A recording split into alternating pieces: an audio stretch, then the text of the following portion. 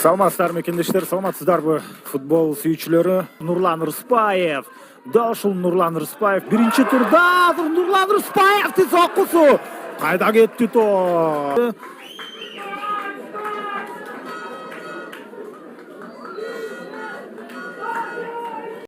Ийгиликтүү болуп чыкты. Дал ушул Гоголадзе алдагы лидер проектисинин продуктысы деп айтсак болот.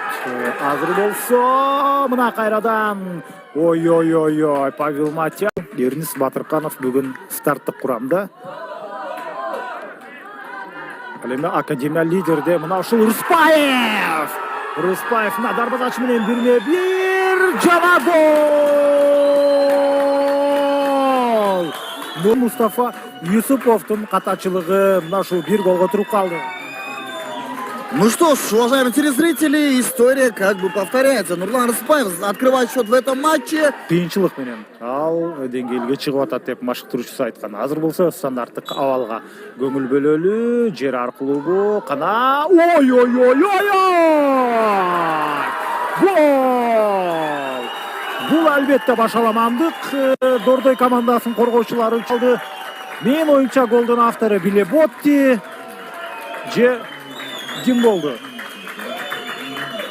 Албетте мына ушундай бир Есть навес, штрафную площадь. Рикошет был, нужно бить. Ну, некому бить-то. Кайрат Жыргалбекулу. Нужно бить и забивают. Дордой забивает мяч. Мяча. Но это ничего не говорит. Потому что впереди еще целых 45 минут.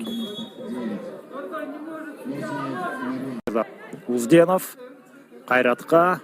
Кайрат болсо аябанттын ичине топту жүктөдү, сокку. Ислам. Нашу спортивную общественность. Так.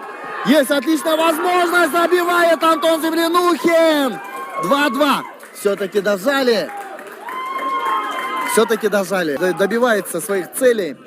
Лидер молодцы, конечно. Держались до конца. Но Дордой все-таки опытная команда. Дожали.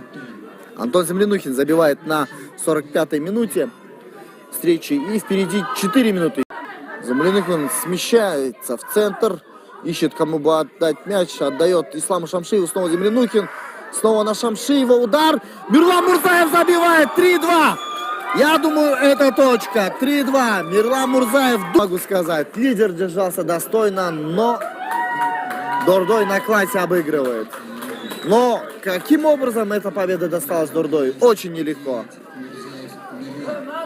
Второй тайм будет кардинально отличаться у Дордоя. В этом сезоне Дордой играет нестабильно. Все.